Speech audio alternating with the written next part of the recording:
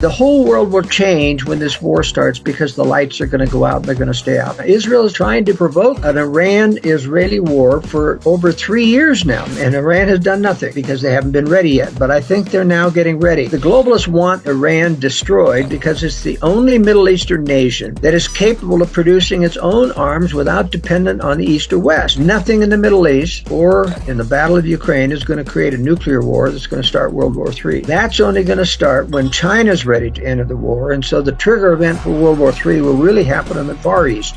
Russia is an existential threat to the West because of its nuclear arsenal, the largest in the world, which they fully intend to use. I'm 100% sure that we're someday going to face EMP strike, 20, 30 minutes later, a nuclear strike on U.S. military forces, and then the whole world changes forever. The U.S. military is decapitated by a preemptive nuclear strike. Then our globalists can come out of their bunkers and say, we didn't know this was happening, but the only way to defend ourselves is all join in a militarized global government to prosecute World War III. People need to really think in terms of how serious this is going to be. Not if, but when. Use the time to get prepared.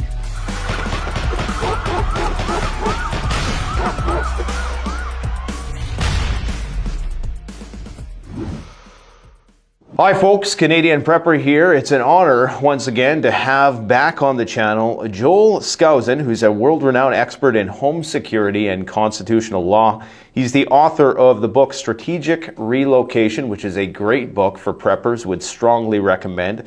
Also the author of the book The Secure Home, which goes over all home security considerations, as well as the high security shelter, and numerous others. And what piqued my interest in Joel's work was his accurate forecasting of the Russia-Ukraine conflict. I seen a video, it must have been at least 10 years ago, where you were basically saying that, you know, around the time over 2020, you would ultimately see a war with Russia and Ukraine. And I think you almost called it to the year, which I thought was pretty incredible. So of course, when you do something like that, people want to know what your thoughts are on everything else that's going on in the world. And that, of course, is why we have you on and why we had you on at the beginning of the Ukrainian crisis there. So I would strongly encourage people to check out your website, joelskousen.com. You can purchase the books from there, which are very unique takes on relocating and just security considerations with respect to preparedness. Obviously now, Joel, we find ourselves in a new war theater in the Middle East. And I'm hoping today to get your thoughts on all the potential theaters from the Middle East to Ukraine and the East. But I think what's most pressing at this point in time and top of mind for people is what's going on in the Middle East. And what do you think the outcome is going to be here? Are we expecting a major war? What is the motives behind the United States' involvement? And where do you think all this is going? Well, thanks, Nate. It's good to be with you again. This is a very interesting war. It differs from a lot of other wars that have occurred between Israel and the Arab nations surrounding it, particularly because in 1973 Yom Kippur War, Israel was caught napping, wasn't prepared for the assault that came upon them from the Arab nations. And they did win the war after a great deal of many losses. And a lot of people feel like this particular battle with Hamas was that they were caught napping again. In fact, the Israeli government withdrew 80% of the Gaza battalion, which was protecting all of southern Israel. 6 months prior to that, they took it to the West Bank, which did not have a particular terrorist threat. Now, this is important because it means that no matter how much sensors you have on that high security fence surrounding Gaza, making it kind of an open air prison. Even, a dog can't get up to that fence without those sensors going off and alarming. But they had no rapid reaction force to even find out what was going on at the fence. They'd all been removed. And so this was really kind of an informal stand down that took place many months before, leaving the Israeli settlers relatively unprotected. And so, when you bulldoze through the fence in 15 different places and come rushing through with 1,000 troops. And it takes 6 and 7 hours, Nate, for the Israeli military to respond, claiming, we did the best we could. We got there within 6 or 7 hours. Well, why did you remove all the troops 6 months before into the West Bank? Now, you can't tell me that the Israelis did not know that Hamas was planning an attack. Not only were there exercise and military exercise within the Gaza Strip, creating feints against the fence. But, the Israelis have the most sophisticated spy network in the world in terms of infiltrating other Arab countries. They used to have top-level spies, and probably still do, within Iran, within Jordan, within Syria. I mean, we're talking top-level, up in the minister of cabinets and things that could tell them what was going on with those countries. You can't tell me that they don't have a lot of spies within Gaza itself in infiltrating clear up into Hamas. You see, the Israelis have a great many Arabs that live within Israel. And a lot of those are sympathetic to the Israeli cause, and they have been recruited as spies. And being Arabs and speaking the native tongue, they can infiltrate very easily into those other areas. So it's very, very clear that Israel knew that this was coming out. I'm not saying that they knew the actual date. I'm not saying that they provoked it. They simply opened up a huge military security vacuum that allowed Hamas to take advantage of this. And so the attack happened, and it was brutal, and it showed, how very inhumane, Hamas is in their hatred of Jews. The killing of 260 people at the rave music festival, which was unguarded, unalarmed, and then leaving all of those kibbutzim relatively unprotected. Israel had several years ago removed the right of the kibbutzim or kibbutz in Israel to hold automatic weapons and ammunition. They used to be able to have, every house could have an automatic weapon. Reservists could, in fact, take their automatic weapons home with them, but they're normally over in the more populated areas, not in these kibbutzim in southern Israel. And it's interesting that after this attack, suddenly the Israeli government took away the regulations temporarily prohibiting Israelis from having personal weapons. But it's a gun-controlled state like many other places in the world, and that leaves people unprotected. Now, why would the Israelis do this? That's the big question. Why did they want to provoke this attack? Now, in a superficial basis, it appears this gives them an excuse to go in and eradicate Hamas. In other words, let Hamas come through and do a terrible tragedy, and that gives you the excuse to invade Gaza. And Israel has been, almost for 3 weeks now, threatening to do a ground invasion. It's not yet happened. Why is that? Well, that's where the conundrum is, because all they've done is been bombing Gaza, killing over 5,000 civilians already. And, it's not indiscriminate bombing.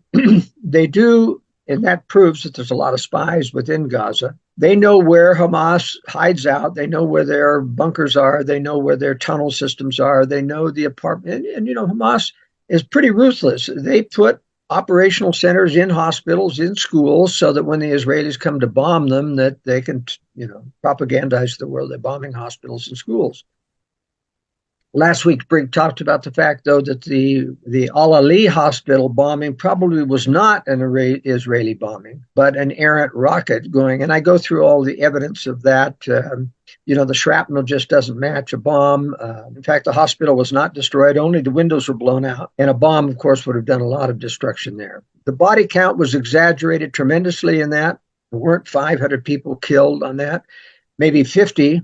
But in any case, it turned, shall I say, the outrage of the international community from being pro-Israel and anti-Hamas to become anti-Israel and pro-Hamas. And this is what happens every time you have a war between Israel and Gaza, is that eventually you get enough civilians killed within Gaza that you have the international call for a ceasefire. And so Israel, despite 3 times invading Gaza, has never been able to eradicate Hamas, and Hamas gets stronger every time.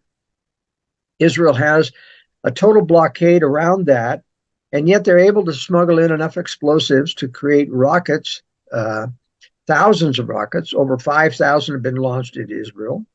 That means you get triggering devices, you get explosives, you come and you smuggle that through. And Israel they inspect every cargo that comes through, and you wonder, how is that happening? Well, it's pretty difficult to inspect and go through every bag of wheat and every crate of food unless you open everything up and find explosives. It's a pretty difficult thing to stop the infiltration of arms and ammunition and explosive materials into Gaza. But in the larger picture, I think that the invasion of Gaza by an Israeli military ground assault is an impossibility. You know, Benjamin Netanyahu, the prime minister, who's a globalist, by the way. And you've got to remember, in terms of the overall Israeli situation, and many Christians, of course, are pro-Israel because of the biblical prophecies about, returning Israel to its original homeland, etc. But nevertheless, you've got to remember that Israel is a very complex, divided society. At the very, very top, Israel has its own deep state, just like the United States. Benjamin Netanyahu was trained in the United States. Henry Kissinger and Associates paid for his education at elite universities. Kissinger got his first jobs on Wall Street, and then they set him up into politics in Israel as a young man coming out of the university. He was somewhat 30. He set up an international anti-terrorism conference in Israel, and Henry Kissinger came, and all the big wigs from the international community came.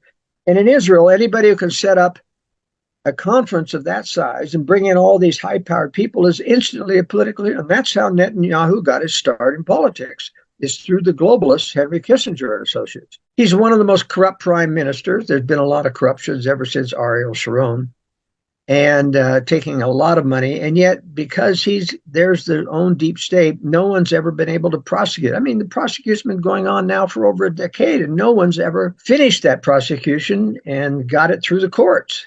And now Netanyahu has done a very controversial thing, has taken away the power of the Supreme Court in Israel to change or declare any law passed by the Knesset as unconstitutional. That's like deneutering our Supreme Court. There are a lot of protests, a lot of unpopularity of Netanyahu right now. And that's why it's very convenient for him to use this war to stave off continued prosecution and to form a unity government with the opposition, which kind of neuters the opposition. They can't criticize them if they are part of a government, although they really don't have much power within the government. But what I'm saying is that Israel is not a very religious society. Most Jews are secular Jews there. They couldn't give a hang about the Torah now the religious Jews are so caught up in their interpretation of the Torah and arguing among themselves about these interpretations. And of course, they're somewhat corrupted by government money, because the religious Jews depend on government subsidies to run their schools because they don't work. And so they've got to have all these government subsidies. And so it's an ironic situation. There's only a small portion of the religious Jews that have their own medical system, they do homeschooling, they're conservative, they don't take money from the government. They're a very small minority. But Israel's really a typical Middle Eastern country. When I've been there several times, you drive through the street and people are honking their horns and shouting and cursing at one another. It's the most irreligious country, despite all of the Christian venues there and the talk about religion. It's quite irreligious. And it's an armed camp. It has nuclear weapons, of course, the most heavily armed camp in the Middle East. And so you have to ask yourself, why have they delayed going into Hamas? Well, first of all, this ground invasion is going to be very costly in terms of troops killed, especially now that you've waited nearly 3 weeks to do it. Hamas has got all the time to prepare in the world. They have sniper rifles. They have anti-tank weapons. A lot of them are smuggled in from the black market out of U.S. arms going into Ukraine. It isn't necessarily Ukraine itself, which it is. There's a lot of corruption in Ukraine, left over from being a Soviet puppet state. But even the pipeline going through the Eastern European countries like Poland, which has a lot of corruption too, some of that stuff gets siphoned off into the black market and then given or sold to Hamas. And so they've got some Javelin anti-tank weapons, and they've got lots of RPGs, and they have a lot of drones that they've gotten from Iran. Iran has huge factories creating drones. They have this drone about a 4-foot wingspan, etc., that takes an RPG rocket, dangles it from the drone, and flies over the tank and drops it and hits the tank right on top. They're vulnerable, and they've killed a couple of Merkava tanks in Israel with those types of drones. So this is a completely different warfare, because you've allowed a decade to go by for Hamas to arm. And not even speaking of Hezbollah. Hezbollah in Lebanon has almost 200,000 rockets in stockpile, and those aren't independent rockets. Some of them are guided rockets. They have more sophisticated rockets than Hamas. A lot of them are Grad Soviet-era rockets launched in multiple tubes, but these can overwhelm any Iron Dome system, as did the barrage of rockets that came in before. Iron Dome shot down some of them, but remember, an Iron Dome interceptor is about $500,000, and a rocket, of course, is $500 to build. And so you can easily strip Israel of its Iron Dome, interceptors by a barrage of rockets. But my feeling is why Israel has stopped going into or have delayed going into Gaza is that they're waiting for Iran to make its move. They suspect, and so does the United States, that Hezbollah and Iran are going to make a move after Israel commits itself to Gaza, puts in 100,000 troops in there, and then they'll open up two other fronts, the Syrian front in the Golan Heights and the Lebanon front to the north with Hezbollah. Not to mention, if Iran directly enters the war, they have precision-guided missiles and with large warheads, which the Iron Dome could possibly intercept, but not if it's preceded by a barrage of missiles from Hezbollah. So I think that Israel is holding back for fear that if they commit to the Gaza invasion, that they're going to that Iran is going to trigger the other war. I guess my question would be, why does Iran want to go to war with Israel, and how Iran factors in to all this? Because clearly a lot of people's understanding of this is that they are the ones who are the primary adversary in the region, and they're one of my beliefs anyways is that that's one of the primary reasons why we have the U.S. military heading towards that neck of the woods. It's not for Hamas, but it's for a broader potential conflict. What are your thoughts on that? Yes, you bring in a very good subject there. The U.S. Eisenhower is in the Eastern Mediterranean, of course, to provide cover directly for the war, supposedly to deter Hezbollah. But they can't deter a volley of missiles going into Israel any more than Israel can deter that volley of missiles. I mean, we have the Standard Missile 3 there on the Aegis destroyers, which can take down, large anti-ballistic, serve an anti-ballistic missile role. But those are $1 million interceptors you're not going to use for a $500 rocket. It is a deterrence because, of course, you can bomb a lot of Hezbollah arms sites and other things as a deterrent. But it's interesting that the USS Eisenhower strike group is headed for the Persian Gulf, not the Eastern Mediterranean. And that means they're targeting Iran because they want to be closer to Iran in order to get aircraft in there. And so I think you're absolutely right. The U.S. military presence, including U.S. Marines on assault ships for landing, you're not going to get Marines into Gaza. They're not going to take part in this. They're there in case you have to do a ground assault within Iran. And so I think that's very real. Now, why does Iran want to destroy Israel? Well, it's not really because they're Jews. It's because Iran understands that Israel, at its governmental level, is a puppet of the U.S. deep state, the globalist deep state. And what the deep state is, it's the enforcement arm of the larger global conspiracy. The globalists, of course, want to destroy national sovereignty and get us all into a militarized global government that has all power, including taxing power and regulatory power, like the EU has over all of their nations, only worse. And the only way you're going to get Americans into, as we've talked about in our previous episode, the only way you're going to get Americans to join a militarized global government, and nobody wants to be part of globalism. They don't want that kind of regulation and control. But if you give us a world war big enough that the U.S. military is decapitated by a preemptive nuclear strike, then our globalists can come out of their bunkers and say, we didn't know this was happening, but now the only way to defend ourselves is to all join in a militarized global government to prosecute World War III. And nobody's going to say nay because we've already received a nuclear preemptive first strike. And it'll take down Canadian and U.S. military bases so that we are relatively defenseless. The Iranians know that the Israelis are part of the globalist conspiracy, and the globalists want Iran destroyed because it's the only Arab nation, it's actually Persian, but it's the only Middle Eastern nation that is capable of producing its own arms without dependent on the East or West. The only nation.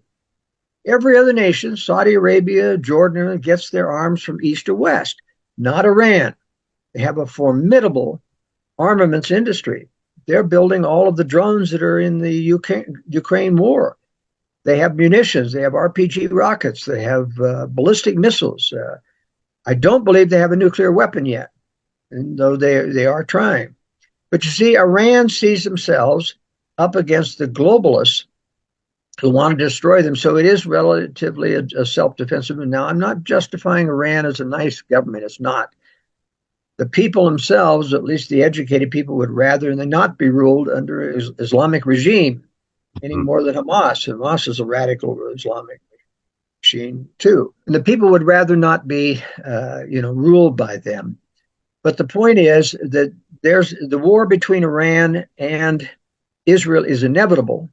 And I think it's going to happen in one or two trigger events here. Now, first of all, there have already been a relative exchange of military might between Iran-backed militias and in Iraq, who have attacked U.S. military bases there.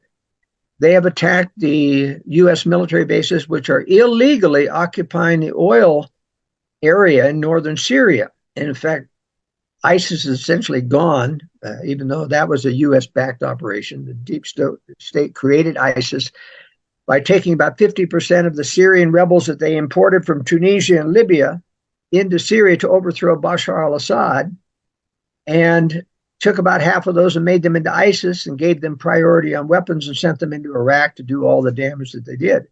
And the U.S. protected ISIS. Every time they were about to be destroyed, they'd send in helicopters and trucks and rescue the leaders, take them to the next place so that they could fight again.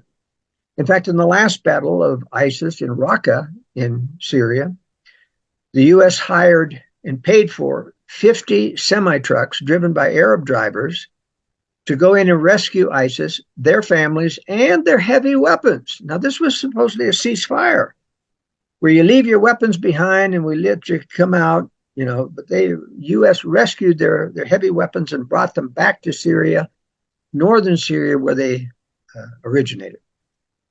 And remnants of ISIS are still there in northern Syria, protected by the U.S. forces between the Assad regime and ISIS.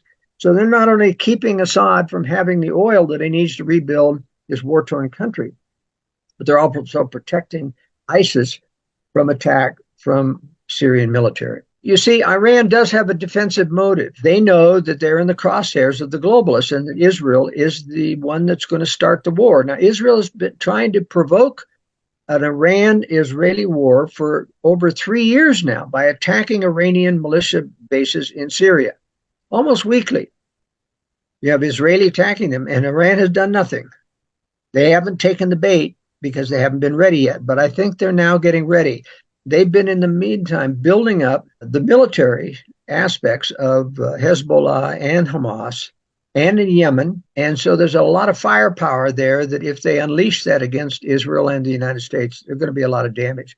Now, the reason why the U.S. has kept troops in Syria and Iraq, and there's many military people that want to pull those troops out. What are we keeping them in there for? I mean, Iraq is not fighting us anymore. Syria is not fighting us anymore. They're being kept there as bait.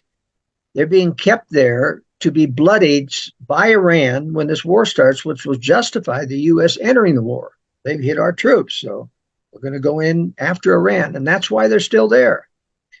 So all of the pieces together, Nate, are for a major military third world war, or not third world war, but a Middle East war. And this plays into Russia's hands too, who's an ally of Iran, of course. If he can get a war provoked in there, it's going to absorb most of U.S. firepower so that they will not be able to continue to support Ukraine.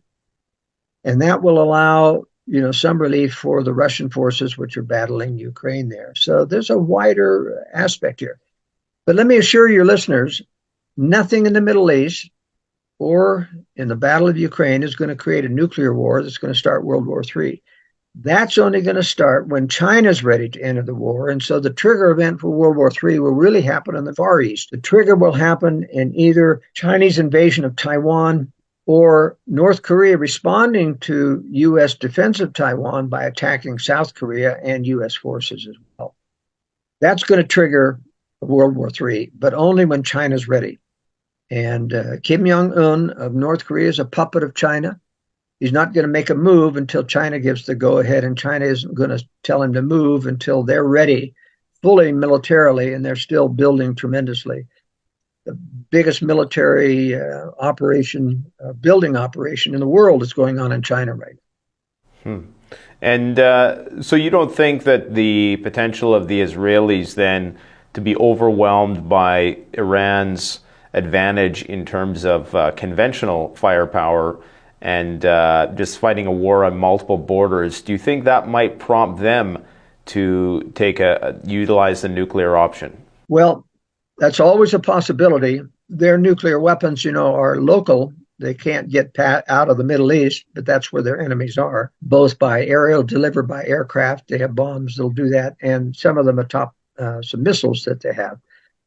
It could turn nuclear, but even that nuclear would be contained, in my estimation, to the Middle East.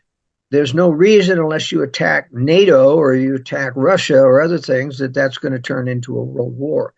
So while it is possible, I think it's still very doubtful. The threat of escalation, what's going to happen when Hezbollah attacks Israel, and then the Iranian militia out of Syria attacks Israel, and Israel starts to attack Iran, and the U.S. then has its troops attacks, and it enters the war. Now we're talking a pretty big war.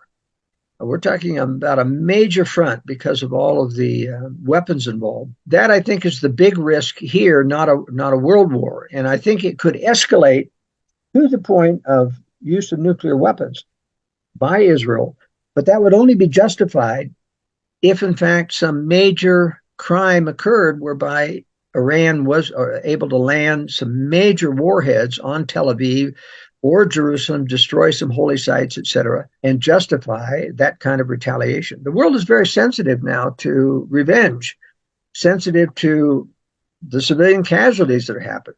And so if you kill a lot of civilians, all of a sudden the public opinion goes toward the side of the victims, and then you kill victims on the other side and public opinion reverses. And so civilians really are the casualties of this, because that's the only way that you get public opinion to turn in your favor, is to take on casualties. And that's one of the reasons why I think the Israelis allowed this attack to happen, so that they could feel the full justification to go in and attack Hamas. But they're not attacking Hamas other than aerial bombardment. They're killing civilians. And so I think there's a provocation there. If enough civilians get killed, a provocation to get Iran to goad Hezbollah into attacking, and that will initiate an Israeli response. And then they're going to goad their militia in Syria into attacking Israel. And eventually, Israel's going to strike back at Iran. And then Iran will strike U.S. troops, and then the U.S. gets involved. So this is a stair-step escalation that I think we're going to see in the next month or so. That's going to turn out very bad. Yeah, I have to agree with you. I mentioned in a recent daily update that I did that I felt that this World War III, as stemming from what's going on in the Middle East, is a little bit overblown in terms of, that it would likely largely be contained to Iran and Israel. Maybe there's a possibility that Russia gets involved if some of their forces in Syria, or if Iran really starts to have its back up against the wall and calls in the Russians in some capacity for assistance. But I would have to agree with you with that. There was some pictures taken yesterday by some anonymous poster that showed a picture of them by a Israeli sign that said Dimona, which is where they keep their nuclear facilities, and other places throughout Israel, basically hinting at that, we have sleeper cells inside of Israel as well, and they know where the nuclear facilities are and that there might be some sort of undermining of those facilities. We also have the Iranian army today saying that their large-scale maneuvers of all formations of ground forces will begin tomorrow. So we're starting to see that sleeping giant wake up. Yeah, I think that there is maybe a slim possibility that other countries get involved, and maybe once you have the United States in there, there is the possibility that the Russians and the United States might meet somewhere. But I have to agree with you that I think it's, for me personally, the risk of nuclear escalation was greater in Ukraine, and I still think that that's the bigger play.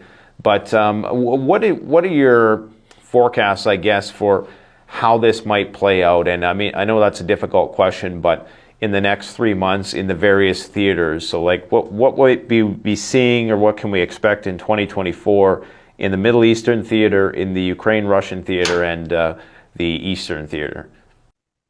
Well, first of all, let me go back and review the fact of why the Ukraine war, despite all of Putin's threats, cannot and will not involve nuclear weapons against the West. I mean, no matter how much Putin threatens, he doesn't have the conventional military to occupy once you throw nuclear weapons out and destroy the military of another country or NATO or the United States. You see, if you don't have the ability to occupy and take over and stop a country from rebuilding, they simply rebuild and come after you again. He doesn't have the power to occupy all of Ukraine, let alone Eastern Ukraine. You see, he's full up with that. He can't occupy NATO. He can't occupy the U.S. He has to wait for China before he throws nuclear weapons. And China is presently in a nuclear building process. The U.S. has long said that China had 300 nuclear weapons, which was bogus. They don't know how many they have. It's a top secret program. It's all underground. They're just guessing. Now they said it's up to 500, and it's going to double within the next 2 or 3 years. Well, I think it's already been up at least 2,000. But nevertheless, you've got to have enough delivery vehicles, et cetera, to do that. And China just isn't ready yet. They are building, but even the Chinese admit they'll be ready as a first-class world military by 2027. That puts it right in the middle of where I predicted this World War III will start, the middle of the last half of this decade. Could be a little bit later, towards 2030, or a little bit earlier. People really need to prepare. I think, in answer to your question, that in 2024 we'll be fully engaged in a Middle East war. Russia will not be engaged except sending in military hardware to support Iran and the various proxies. But even Russia's hardware is limited now because of the war in Ukraine. And so Iran becomes the major supply chain. And Russia, will be putting in more S-300 and S-400s into Iran to stop U.S. and Israelis from destroying those weapon systems. It's going to be a very bad war. It's going to be a very costly war. It's going to use up a lot of military material. And the U.S. has to worry about that because with World War III, with China looming, in the aftermath, we would be down in military stockpiles. We'll have used up a lot of our Standard Missile 3s on our Aegis destroyers. We'll use up a lot of our bombs and other things, just as Israel is using up a tremendous. They've dropped over 6,000 bombs now on Gaza, and that's having to be replenished by U.S. stockpiles. So that's the major threat, is this escalation of the war into 2024. And what bothers me, Nate, is that there's no good solution to this. Because, with 2.3 million people in Gaza, even 100,000 troops going in there, it's just a nightmare trying to root them out of concrete buildings with snipers all around and booby traps and bombs. And, the Israeli people, a lot of them don't believe in a resurrection. They don't believe in an afterlife. Some of them do, some of them don't. But it's a very questionable thing within Judaism. And so death is a big thing to the Jews. They mourn and they wail and they cry, about death because there's a sense of hopelessness, when somebody's gone to a certain extent. And because of, that's why the Israelis are subject to hostage taking. They have traded hundreds of arrested terrorists for even one or two Israeli soldiers that get taken captive. You just never want to do that. As sad as it is when you have hostages, once you start giving into that, you're just inviting more hostage taking, as has happened during this war on October 7th. You have over 200 hostages now. And, Hezbollah has released 3 or 4 hostages just as a measure of goodwill so they can tamp down on international pressure against their atrocities. and to build the case that, we want to negotiate and we want more hostages and you're going to give into this. And part of the reason why the Israelis have not gone into Gaza is that Hamas has said we're going to start killing a hostage a day for every day that an invasion happens. And that's going to be a lot of bad press for the Israelis. Yeah, they are very casualty averse. Like you say, there's a secular component there, which often is conflated with the Judaic religious component, which is not necessarily the case. So you think that this thing only goes nuclear if China gets involved? That's your forecast. And do you think that there's a possibility of escalation in Syria as a result of possibly Israel continuing its strikes in Aleppo and Damascus, getting maybe a little bit too close to Russian forces there? Is there a possibility that Russia, because we know that there's some loose diplomatic ties between the Russians and the Israelis, which really kind of complicates this thing, and now you have Turkey, who's being really standoffish with Israel as well, but is a NATO member state. So there seems to be a lot of overlapping alliances here. But what do you think about the prospect of Russia maybe getting more involved in the Syrian end of things? Not much, frankly. There's very few This is Russia Special Forces, and there's technicians that run the S-300 and S-400 missile systems in Syria. But other than that, there's no real substantial ground troops there. There's a few aircraft still there, but it's not enough to trigger, I think, a Russian involvement. And frankly, Russia's got its hands full in Ukraine. It can't get involved militarily. It will only stay as a supplier of air defense equipment and of munitions for the various sides as far as it's capable. So I don't think there's any chance at all of Russia becoming involved in a war with the United States or Israel over this particular conflict. So what if Bashar al-Assad's regime is under threat? You don't think that the Russians would involve themselves in order to keep him propped up? Yeah, but not with troops. I mean, they just don't have you might have some mercenaries coming in, to help out in limited standpoints. But, Bashar al-Assad is a pretty rational guy. He's a Western educated ophthalmologist and married to a British citizen. This is not Fez al-Assad, his father, who was a brutal, ruthless dictator.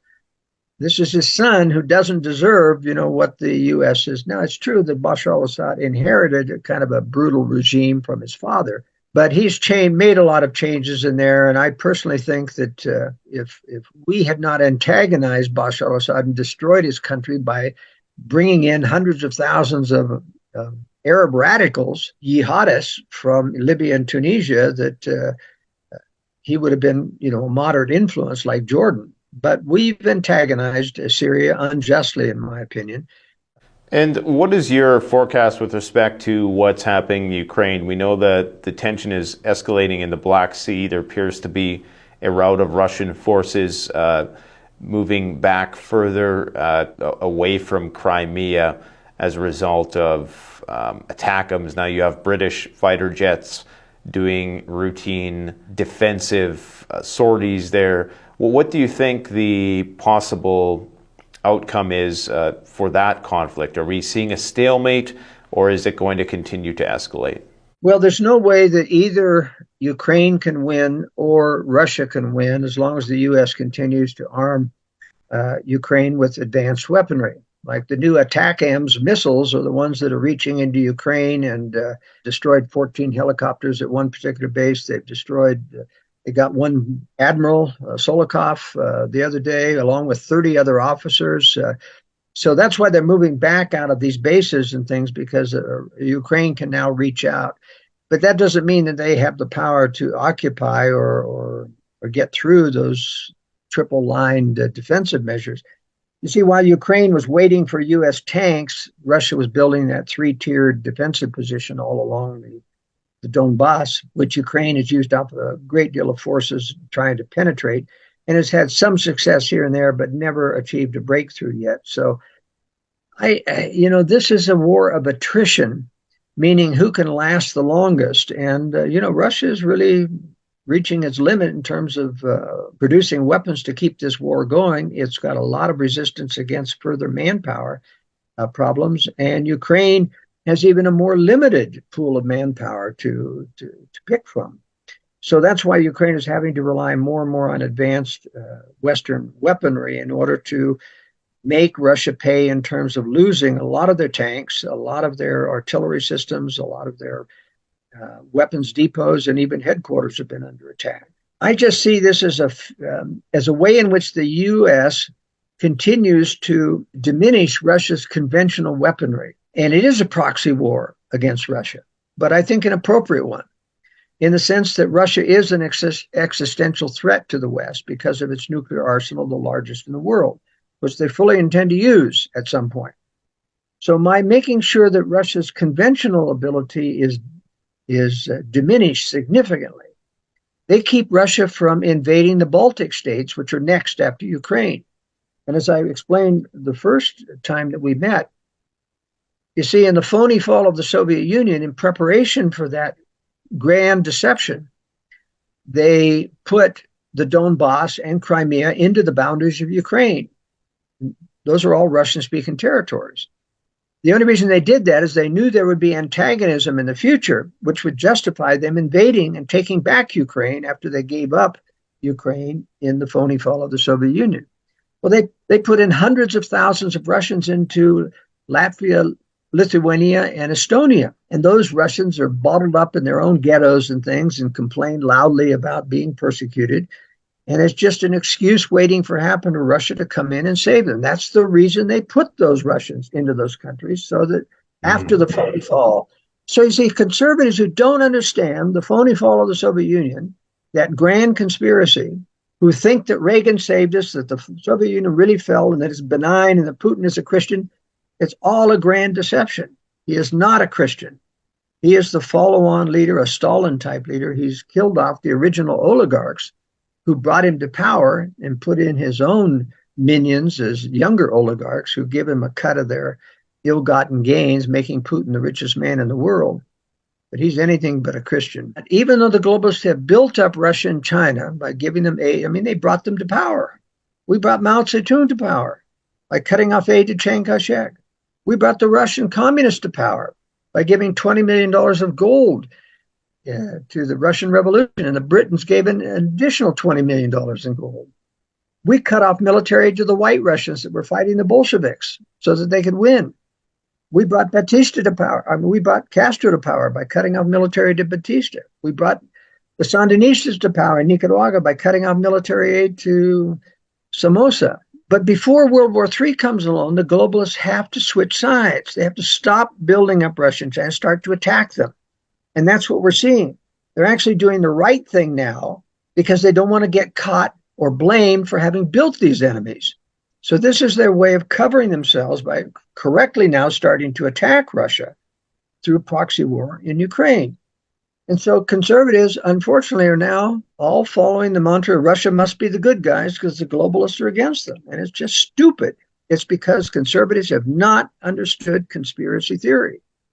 Interesting. And so you say that Russia has every intention of utilizing its nuclear arsenal. In what capacity, and what might be the trigger for something like that to happen? They can only do it in combination with China because China has the ability to occupy. As I say, that's why they have to wait. That's why all of these bluffs by China about using nuclear weapons are bluffs.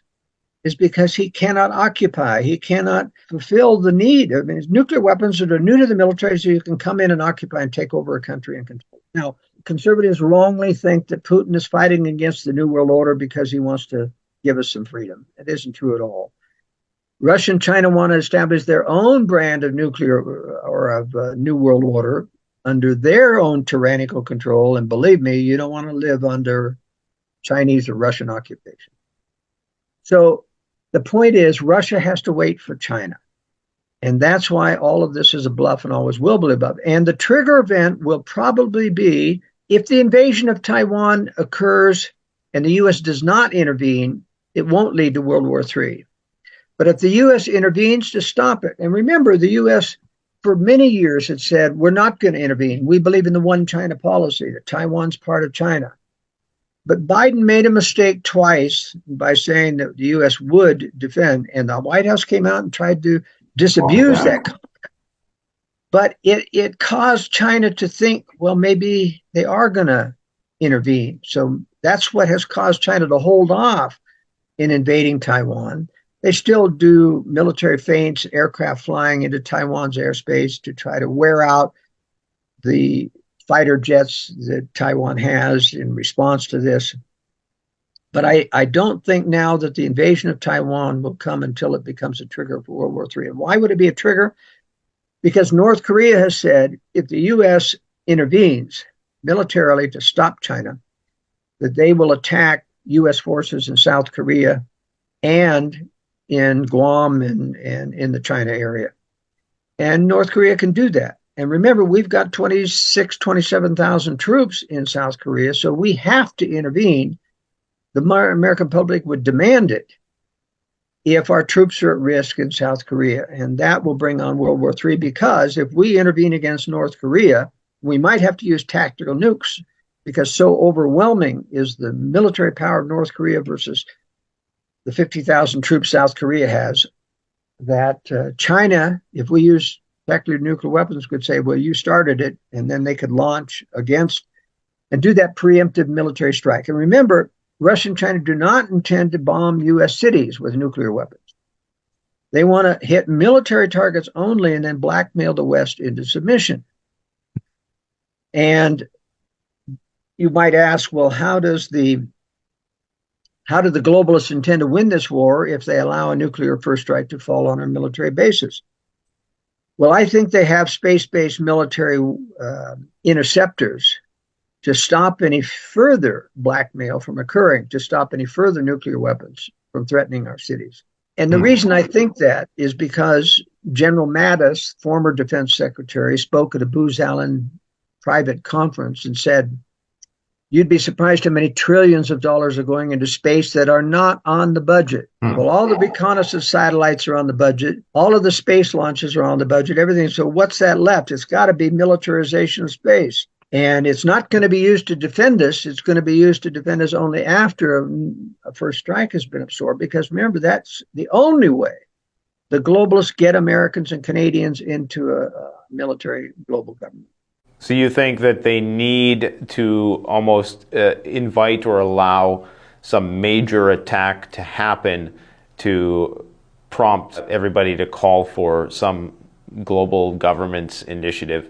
Remember, it's not just calling for it. It's the fact that our militaries have been decapitated. And even as a former military officer and pilot, for the military, I can tell you, I don't encourage anyone to go into the military anymore, because if they're at those bases, their lives are going to be at risk. The U.S. is not going to defend them. In fact, the U.S. has no defense against nuclear missiles. Our puny ABM systems have no warhead on them. And with new hypersonic warheads being developed in China and Russia, we haven't got a prayer of intercepting. With a kinetic warhead, you've got to hit the warhead you've got to physically hit it. And you just can't do that at hypersonic speeds. And so. But do you think they have some sort of space-based deterrent? Yeah. I think they've got space-based weapons that can hit those missiles in the boost phase at the apogee, so that before they release their weapons, they're destroyed. That's the way to really defend against nuclear weapons, is hit them in the upper stratosphere. Just to summarize then, you think that the Middle East will likely flare up. Ukraine could possibly be somewhat of a stalemate for a while, or at least a war of attrition, a continued war of attrition, trying to diminish the Russian forces, and that in the East, it's very likely that China makes a move, and this possibly is... Welcome to the globalists. They need this World War III to achieve their globalist objectives. Now, what's very interesting, and we're also going to talk about this in Friday's World Affairs Brief, is that you can learn a lot from the Israeli position of having safe rooms in their houses. Now, they weren't the kind of safe rooms that we design in my books and things, which design against nuclear fallout and are high security, and they're concealed. They have safe rooms built into regular houses, and they even have windows in them with bars on them. But you don't want windows in a real safe room where you can, get radiation through that. And but it's interesting that how many people were saved just by the rudimentary safe rooms that are now required to be in every apartment building in every home in Israel. And we don't have that kind of civil defense structure in the U.S. and Canada, but we'll need one someday. And so, you have a lot of subscribers and Canadian preppers, and I have a lot of people that read my World Affairs Brief. But my big problem is they're all waiting for a Donald Trump to come in and save them, so that they don't have to prepare. But remember, we've got a few years left where you can build these safe rooms. You can prepare. You can get your food storage in. You can get to safe places in rural areas or prepare retreats, which are very important to get out of the big cities when the electricity goes out and an EMP strike and all the things we talked about in your last session. It's very important for people to realize it's not enough to know what's going to happen. You have to prepare for what's happening. That's why we spend our time in our life trying to warn people about the fact that life isn't going to turn out very well right now. Yeah, I think a lot of people right now are looking for confirmation that things will get bad, so that to justify the investment of time and energy and resources into something like that. I think for myself personally, the writing's on the wall. I think we're living in the age of extremes. Nothing highlights that more than what happened yesterday with the mass shooter incident. And we're just going to have more crazed incidents like that, I think, in years to come. So there's also that component of this, which is more of a low intensity conflict that emerges across the map as people are radicalized. So I think the justification is there. I think people shouldn't, in theory, need any more reason to make their own insurance policy than we've already provided them. But as you say, it's kind of nice to hear you say that you think there's a few years left before things really go sideways. There's a wide array of opinions on that. I think it might be a little bit sooner, but it's good to err on the side of caution, I suppose. But it is nice, hearing what you're saying, coming from my perspective, it's nice to hear, because I have a far more cynical view of things. I do think that people should take a look at your books with respect to strategic relocation, the secure home, with respect to what you're saying about panic rooms, safe rooms. This is definitely something to consider, retrofitting a basement, or just creating a fallout shelter, getting more self-regenerative systems in a person's home, solar, growing your own food, learning these off-grid skills is going to be of great importance. And just maximizing the grid, while it's here, utilizing, because it's right now I can go to the store, I can just drop a few bucks and get a bunch of food that would be an impossibility if there was another supply chain breakdown, which we could very well see, especially if there is a Middle East war. I think something people got to keep in mind is the price of oil and how that's going to affect global markets. And are you a precious metals guy? Well, not really, other than, silver dollars are a very good barter item, but gold is way too expensive to turn into a barter item. How do you get change for a $2,000 gold coin? You just can't do it, and paying for things. I think cash will be king when the lights go out, when this war starts. And when that runs out, slowly some silver might get back into the market. But remember, hardly anybody knows how to value whether or not something's counterfeit or not. Mm-hmm. And they don't know what a silver coin is worth or a gold coin is worth. You tell them it's worth 2,000. Well, where? Well, the internet's down. How can you go and prove what the value is? So I think it's very important to reduce your future need for money by stockpiling, so that you've got the toilet paper, the glue, the grabber screws, the nails, the plastic, the other things that you're not going to be able to home manufacture. And those things are going to be really valuable to trade for people who need to repair something. People really need to think ahead. The most important thing to realize, though, is that because the whole world will change when this war starts, because the lights are going to go out and they're going to stay out for a year. Because we don't stockpile any of the long distance transformers to get the grid back up, even if you repair the electronics. Without electricity for a year, there's going to be mass pillaging in the cities. You're not going to be able to stay in the cities. You're going to have to flee like other people. You need to prepare for things like that. And the important thing is, if it's not secured, if it's not hidden, and best places in basement, concealed basement space, safe room type things, it's not going to be there when you get to a retreat. It's going to be pillaged. And so the important, people need to really think in terms of how serious this is going to be, not if, but when. And it's going to be serious. And believe me, if God gives us a few more extra years by destabilizing the Chinese, then take it. Not by running around and praying for a savior like Donald Trump to come in and save us, but use the time to get prepared. It's interesting that you say that precious metals, the argument that you provide for it not being recognized and there being no formal system of confirming whether or not something is real. And I think maybe that's something a lot of people haven't thought through, myself included. So this new silver gold economy emerges over time. Do we go back to some sort of whatever they had in the medieval era of confirming whether or not a metal was real? That could take some time, but I think just the importance of what you're saying is stockpiling stuff, like just the run-of-the-mill things that you might not even consider, like, you're talking about, just going scouring the Home Depot and, thinking about things that you may need to rebuild. I think that's very important. I just also want to commend you, while we might not agree on every single little nuance of what's going on, I do want to commend you on your consistency, because you have been very consistent. You've never said that, I don't think I recall you ever saying that war was going to happen this year. You've always been very clear in your projections, and it appears as though we're coming to that critical point where you've been forecasting for some time that the proverbial crap could hit the fan. So I would encourage people, once again, to go and check out joelskousen.com and take a look at his book, Strategic Relocation, very insightful.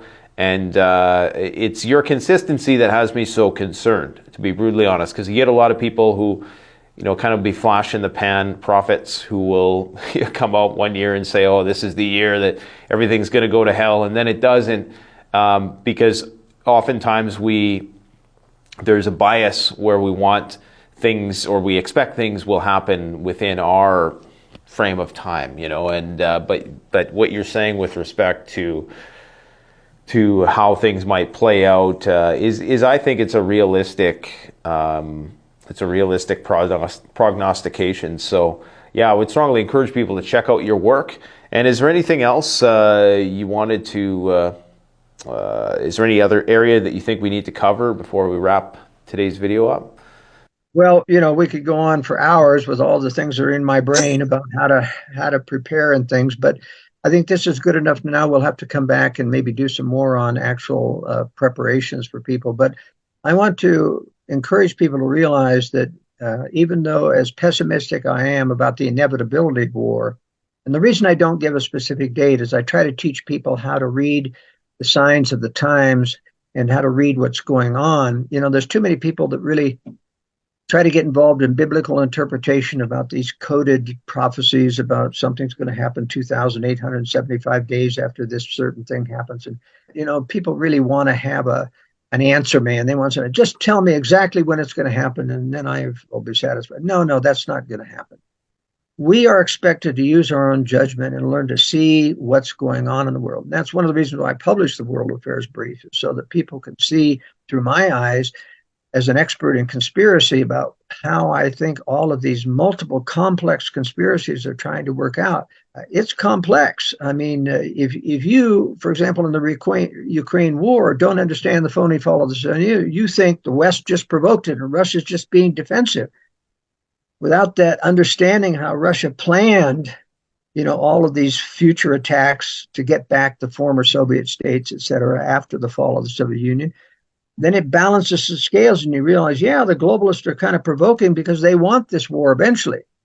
But it's not that, Ukraine's going to cause the Third World War. It's going to be a preliminary to provoke and to anger and to help Putin feel justified in nuking the West someday.